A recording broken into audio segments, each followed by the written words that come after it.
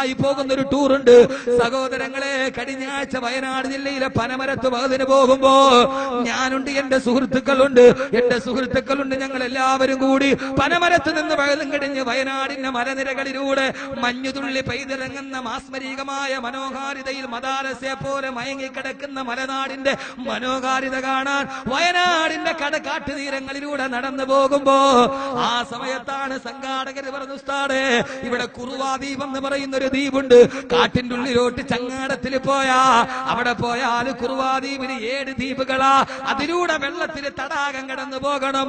ഞാനുണ്ട്, എന്റെ സുഹൃത്തുക്കളായ ഓച്ചറ സിയാദുണ്ട്, നിസാമുണ്ട്, എന്റെ സുഹൃത്ത് കമലാസറയുടെ അബ്ദുള്ളയുണ്ട്, ഞങ്ങളെല്ലാവരും വയനാടുള്ള ഞങ്ങളുടെ സുഹൃത്ത് മുജീബുണ്ട്, ഇസ്മായിലുണ്ട്. ഞങ്ങൾ നേരെ കുറുവാ ദ്വീപിൽ പോയി നേരത്തെ തന്നെ ആളുകളോട് പറഞ്ഞ് പരിഗണന കിട്ടി ചങ്ങാടത്തിൽ കയറി ആദ്യത്തെ തടാകം നദി നീണ്ടിക്കൈ തങ്ങാടത്തിൽ കടന്നു. സഹോദരങ്ങളെ, രണ്ടാമത്തെ ദ്വീപ് കൊടുങ്കാടാണ്. രണ്ടാമത്തെ പടയിലോട്ട് ഇറങ്ങുമ്പോ കുറെ കുട്ടികൾ പെൺകുട്ടികൾ വന്ന് വല്ലാഹി പടച്ചതമ്പുരാനെ തന്നെയാണ് സത്യം, ഒരു വായും പറഞ്ഞില്ലെങ്കിൽ എനിക്ക് പ്രശ്നമില്ല, നിങ്ങൾ എന്നെ എന്ത് പറഞ്ഞാലും എനിക്ക് പ്രശ്നമില്ല, കാരണം എനിക്ക് പടച്ചറപ്പിന്റെ മുമ്പിൽ പോകണ്ടേ, പച്ച മണ്ണിൽ നിന്ന് പടച്ചെടുത്ത പടച്ചറപ്പിന്റെ മുമ്പിൽ പറയണ്ടേ. അല്ലാഹുവേ, ഒരവസരം കിട്ടിയപ്പോ പറഞ്ഞിട്ടുണ്ടെന്ന് വീട്ടിലിരിക്കുന്ന മാതാപിതാക്കൾ അറിയില്ല. 50% തലമറച്ച പെണ്ണുങ്ങളാ, +1 പഠിക്കുന്ന, +2 പഠിക്കുന്ന, SSLCക്ക് പഠിക്കുന്ന ആൺകുട്ടികളും പെൺകുട്ടികളും മിങ്കളായിട്ട് വരുന്നുണ്ട്. മിക്ക ആളുകളും തലയിൽ തട്ടമിട്ട നമ്മുടെ പൊന്നുമക്കളാ. സഹോദരങ്ങളെ, വഴിവെടുത്ത പാറയിലൂടെ തടാകത്തിന്റെ മറുകട കരക്കുമ്പോ ഓരോ പെൺകുട്ടികളും അവരുടെ കൂടെയുള്ള ചെറുപ്പക്കാരന്റെ കയ്യിൽ പിടിച്ചിട്ടുണ്ട്.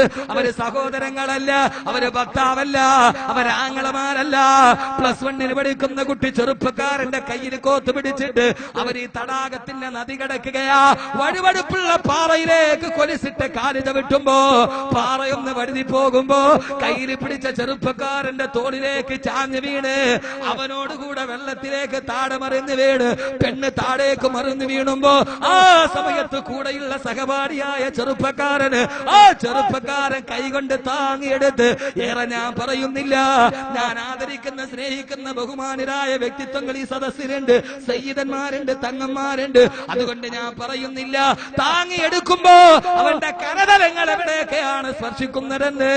സഹോദരങ്ങളെ, വെള്ളത്തിന്റെ ഉള്ളിൽ നനഞ്ഞൊട്ടിയ വസ്ത്രവുമായി ആ ചെറുപ്പക്കാരൻ താങ്ങിയെടുക്കുമ്പോ എത്രയോ മുസ്ലിം പെൺകുട്ടികളാ വെള്ളത്തിൽ കിടന്ന് കൂടെയുള്ള സഹപാഠിയുടെ കൂടെ തത്തിക്കളിക്കുകയാ, താഴെ വീടുന്നവനെ താങ്ങിയെടുക്കുന്നു.